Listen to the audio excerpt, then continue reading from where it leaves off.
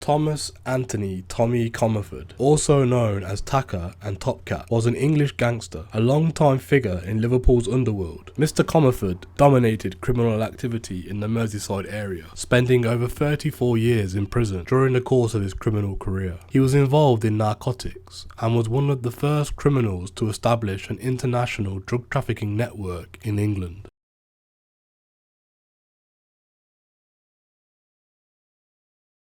Comerford worked as a truck driver on the Liverpool docks and was also a petty criminal and thief before becoming involved in armed robbery. He was reportedly responsible for stopping the Cray twins from moving in on the city's rackets in the 1960s. In August 1969, Mr. Comerford was part of a gang of robbers from the north of Liverpool who spent a bank holiday weekend tunnelling into the branch of the District Bank on Water Street in Liverpool city centre, using a thermal lance to open the safe and stealing over £140,000 in cash and £20,000 in property. Mr. Comerford allegedly gave a cigarette case, which had been stolen during the break-in, to his barrister, who later offered a senior police detective a cigarette from the case at the Britannia Adelphi Hotel. The detective reportedly recognised the case as being stolen from the bank, leading to the arrest of Mr. Comerford and the other robbers. In December 1970, Mr. Comerford was convicted of burglary and sentenced to 10 years in prison. This was his second criminal conviction. After his release from prison several years later, Mr. Comerford abandoned robbery and became involved in the drug trade. In the late 1970s, he formed the Liverpool Mafia, a group of white, middle-aged former armed robbers who, using corrupt port officials and protected by corrupt police, smuggled major quantities of amphetamine, cannabis, cocaine, heroin and LSD through the Liverpool docks. The Liverpool Mafia gained strength by brokering strategic alliance with young black gangs following the 1981 Toxteth riots,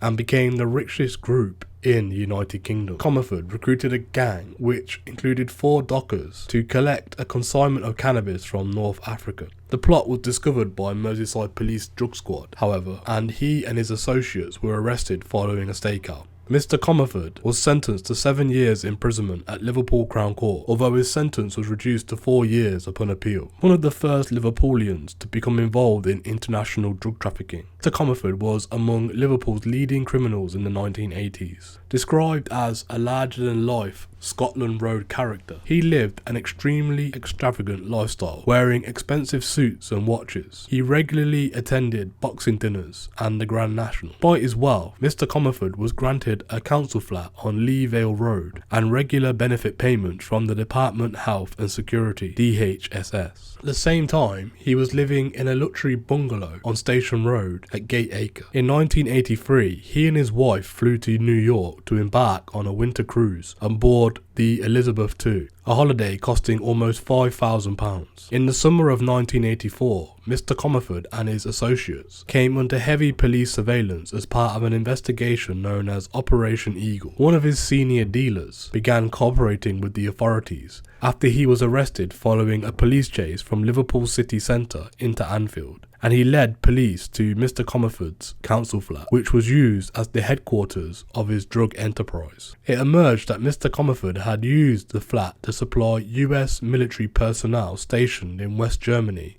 with vast quantities of drugs. He and his accomplice were arrested in possession of half a kilogram of heroin as they arrived at Heathrow Airport from Stuttgart, and Mr. Comerford was sentenced to 14 years in prison at the Old Bailey the following year. In the mid-1990s, HM Customs and Excise launched another covert operation against Mr. Comerford. After receiving intelligence that he was involved in a new drug conspiracy, he was arrested in November 1995 during a sting operation at the Hyatt Regency Birmingham in connection with a 10-kilogram cocaine shipment from Ecuador valued at £1 million.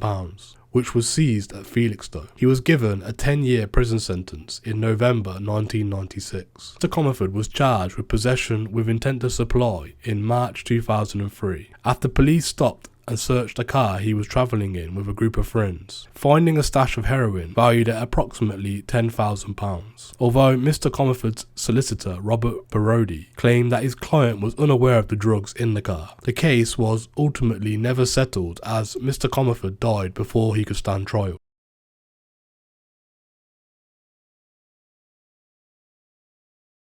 Mr. Comerford was diagnosed with liver cancer in August 2003 and he succumbed to the disease in October that year at an age of 70. He was buried at a small, low-key funeral attended by half a dozen friends and family. A month after his death, police were granted £25,000 seized from his home following his March 2003 arrest. However, this was contested by family members who requested to have the money returned. Under the terms of the Proceed of Crime Act, police were eventually granted a forfeiture order by Liverpool's Magistrate Court. Following an investigation by the Money Laundering Investigation Team, the family withdrew their claim. Mr. Comerford is considered one of Liverpool's first crime bosses and the predecessor to later drug kingpins. Mr. Comerford's former solicitor Rex Mackin said of him, "He was one of the most charming criminals I've ever known. His career as a criminal in Merseyside was more colourful than any other in the last half century."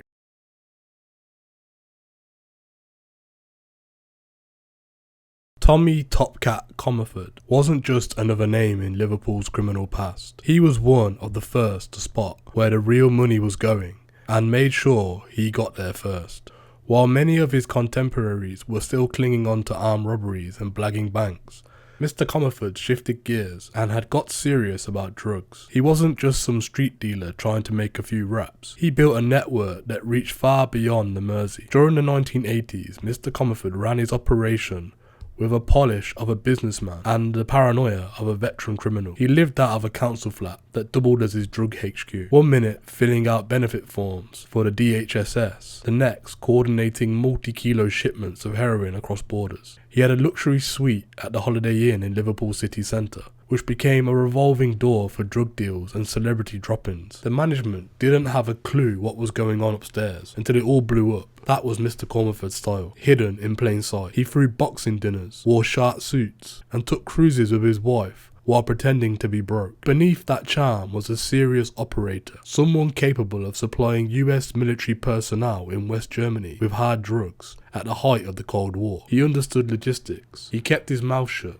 and surrounded himself with people who owed him. His rise came not just from fear and violence, but from organisation and control. He wasn't trying to be a gangster. He was a businessman in a black market, and yet, like most criminal careers, his ended the way they all tend to, surrounded by police, portrayed by the trusted lieutenant, and caught red-handed. His final years saw him dragged back into the spotlight, not with a bang, but with a whisper, caught in another sting, another shipment, another trap. When he died in 2003 of liver cancer, there was no big send-off. Just a quiet burial and a fight over £25,000 in seized cash. What remains isn't a glamorous legacy, but a blueprint. Mr. Comerford helped shape what would become the drug trade in Liverpool, long before it was headlines, long before the new faces took the throne. He saw the future of crime and got there first, proving that the most dangerous criminals aren't always the ones who shout, they are the ones who smile.